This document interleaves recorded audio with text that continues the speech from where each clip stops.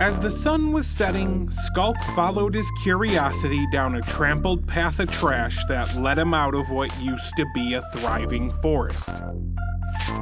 Come to think of it, the sun was always setting. It had been many decades since the sun had risen or peaked in the sky, or even finished setting for that matter. The red light of endless dusk cast long, jagged shadows of imaginary monsters across the layers of fallen trees and plastic as the ogre took in this world of forgotten danger. Everything that stood acted as a never-changing sundial of stopped time. The beast enjoyed this world, every part of it, with a grin from ear to ear. At his core, Skulk was merely a curious ogre. He took in the sickly colors, the drab landscapes, and the odorous smells. A gray, unmoving, and foggy sea of plastic bottles covered the land, while slightly darker gray and decaying tree stumps jutted out here and there. Whether dangerous, stupid, aggressive, or inane, the beast had a penchant for letting every little thing that piqued his interest lead him on a fantastic journey of failure he never expected. Which is why when the sound of a sputtering engine crept into his ear from up ahead, the ogre shot towards the sound like a moth to a bug zapper.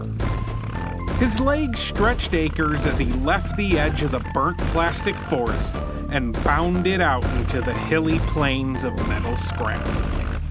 Truck parts, plane parts, building parts, appliance parts were piled in organized chaos as far as the eye could see. A sea of distractions to the impressionable, monstrous dolt. Skulk focused hard on the sound of whatever was moving out past the landscape ahead. To his credit, he only stopped 3 or 4 times when something shiny or rusty caught his eye, and he just had to find out what it smelled like or tasted like.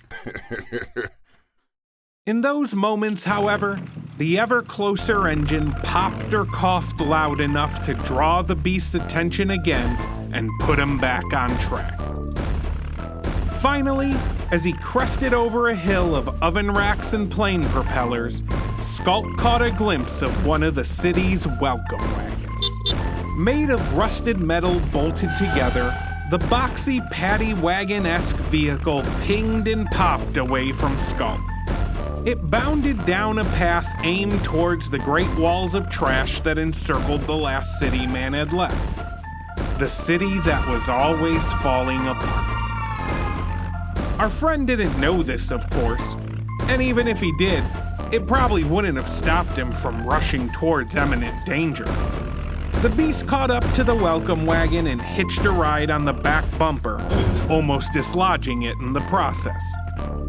With his gnarled feet dragging along the rough road, slowing the vehicle considerably, the ogre fought the urges to lick, touch, or grab pretty much every piece of scrap they passed. He curiously smashed his face up against one of the barred windows behind his head and looked inside the hot steel box to see what cargo it held. An old wrinkled man sat in the corner staring at the ground, while 11 people, eyes wide with terror, pushed up against the back wall, staring back at the ogre.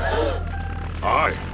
The ogre greeted them with a wave, and the group nervously waved back. Friends? The group quickly nodded their heads in personal assurance as Skulk smiled an even wider and smellier grin. Happy to have made new friends, Skulk turned back around, leaned his head against the top of the moving jail cell, and closed his eyes.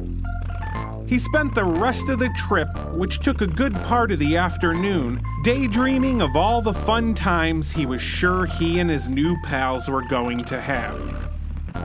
These daydreams were mostly of them doing exactly what they were doing right now, since Skulk had only been in this world for roughly an hour and a half. Nevertheless, he dreamed about how wonderful that would be. Eventually, a high-pitched, elongated screech jarred Skulk out of the daydream as the gates of the city skidded open. The truck limped the final few feet of its journey into the city as the gates slammed shut violently faster than they had opened.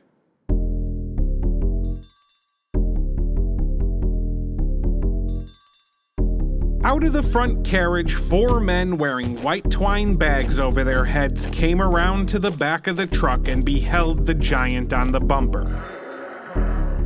The men were much smaller than the ogre, as most were, but these men had a conviction the other ones in the back of the truck didn't have. These self-assured captors moved with purpose, with a desire to break the spirits of others. Yet they didn't seem to have any intelligence or any subtle eloquence once they opened their mouths. They swarmed the beast, aiming their sticks with broken glass tips at him. Without giving the men much of his attention, Skulk stood and tiredly stretched his misshapen spine before it snapped back to its normal crescent shape. Where the hell did you come from? Jesus Christ, he's great. Now I'm gonna be dealing with this beast all day. And I already had plans to play Plastic Rock with Ted and Bergor. All right, attach him to the rest. An unexpected gift delivered to us from our God. We will not disappoint her. Well, we might as well put him to work first. The shackles used to keep the newly recruited citizens in line were made to fit all sizes. Unfortunately, Skulk wasn't a size. The ogre sat calmly while his captors argue over how to leash the beast, eventually deciding just to wrap chains around his hands and use the shackles to keep the chains in place. In the meantime, Skulk took in the city. He watched as chunks of trash fell from towering trash buildings, only to be picked up by giant trash machines and placed kind of back from where they fell. In turn, those trash machines shed chunks themselves, only to be placed back by people in shackles. Skulk wondered if those shackled would eventually shed chunks of themselves, too. A sharp pain stabbed Skulk in the upper calf. He turned around to see the scrawniest of the men holding a broken glass stick with a bit of his blood on it. The beast bent low enough to get to what he guessed was eye level with the prodder. Despite the fact the man wore a bag over his head, the ogre could sense the fear running through the man's tiny body. Striking terror in the man didn't make Skulk feel as good as he thought it would. He turned around and allowed the group to begin to move forward. Welcome to the city that's always... We're glad to share the city with you. Fine people. Skulk paid little attention to what was being said, now noticing how many of his new friends were attached to him. As they walked further into the city, Skulk was determined to befriend the tiny, frail man in front of him. He never even looked at the ogre when their paths first crossed. The sullen man's body sagged in a similar fashion to Skulk's, not due to initial shoddy workmanship like himself, but due to the gravity of time. Skulk was unsure if he thought up the idea of gravity of time on his own, or if it was just because the man had faded tattoos on the back of his upper arms. 2 black hands of a clock pointing down. The beast gave himself the credit, and that made him smile, which made him feel conceited, making him frown. The freshly captive citizens were led into an iron tunnel that, at one time long ago, was a car wash. One by one, they were loaded into metal platforms. When a bag-headed man pulled a lever, the captives jerked forward into the tube for disinfecting, whipped by giant flanks of rubber covered in pink sudsy silk. It took 5 men to heave Skulk onto his own platform. He got to ride through the human car wash all by himself.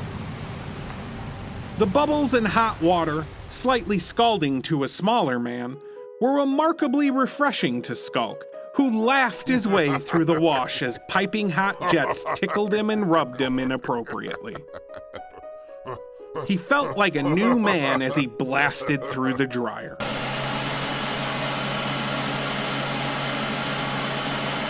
Skulk rejoined the group and was shackled to the tattooed man. He beamed with happiness from the wash and nudged his neighbor a little too hard, sending him to the ground. The beast swept him up and clapped him on the back quickly, though the tattooed man simply sighed and continued to stare at the ground. Oh. The group formed a line and, pair by pair, entered tiny capsule-like metal phone booths that swung shut, spun, and spat them back out the other side. The tubes were cylindrical in shape.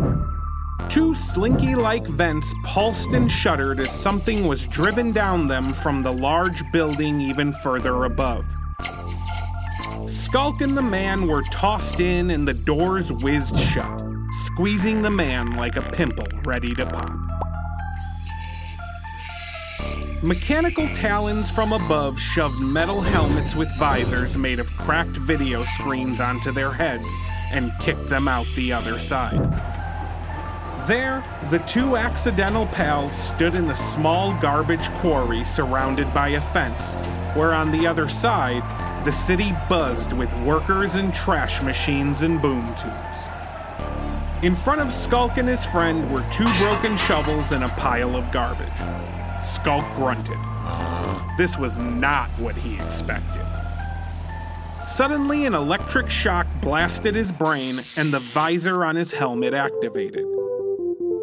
The visor blocked out the trash heap in front of him and threw him into a world where his massive frame was smashed against an impossibly busty woman projected in front of him. The ever so slightly cartoony woman had it all where it counted for the ogre. A match to his size, but with hips, tits, forehead, and ass all tastefully exaggerated. Right before his pleasure met its peak, the woman told him to Get to work and she'd see him again when the wheelbarrow is full. Skulk snapped back to reality, and his visor showed exactly how much was left to fill. Now get to work. She whispered in his ear. Without blinking an eye, he piled trash with violent abandon. That visor lady gave him some pretty great feelings, and he certainly wanted to experience them again. Skulk heaved steaming garbage until he was briefly paralyzed by the woman in the visor again. This happened over and over until our dear little horn dog was reduced to a drooling, happy idiot. A couple hours later, midway through a particularly creative lady break, the visor abruptly cut out and a horn blew. Skulk and everyone around him howled an unsatisfied, childish yell. The fence opened and a severe man wearing a bag over his head stepped in with a scroll. He stood on top of the large pile of waste Skulk had just stacked and began to read.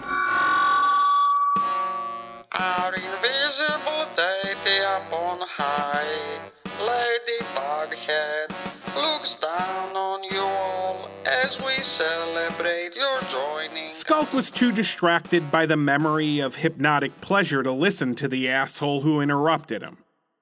He looked at his friend so he could share a hard-earned high five. Yet, the tattooed man stared forlornly at the ground. Skulk grunted concern for his friend, nudging him, much softer this time. Oh, I'm so tired. Instantly, one of the many weaving searchlights from above locked onto Skulk's friend and illuminated him. A loud crush like a hammer hitting an anvil, followed by a splat, shook Skulk backwards as hot, wet matter blasted against his face. He wiped away the gunk from his eyes. His vision was engulfed by a giant mallet the size of his former companion, standing in his place, covered in blood. And if one thing would keep us alive in this world, is our ability to make haste.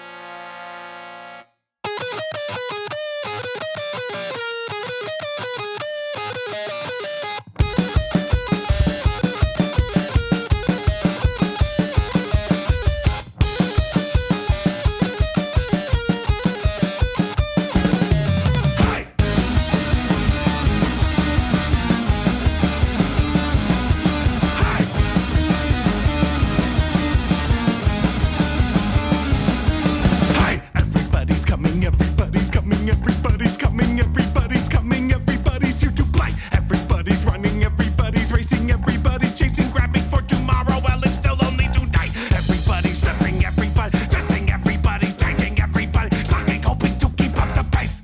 We machine the machines, the machining time to keep up with all the machines. Make machines, make babies, make disease, make money.